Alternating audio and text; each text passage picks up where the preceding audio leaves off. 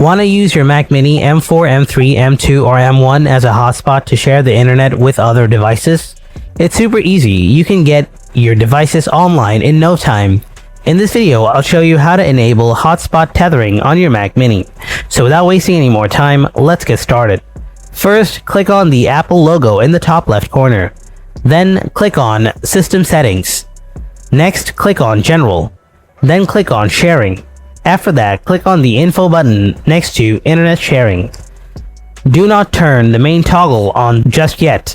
Here, click Share your connection from the drop-down menu and choose the source of your internet connection, such as Ethernet.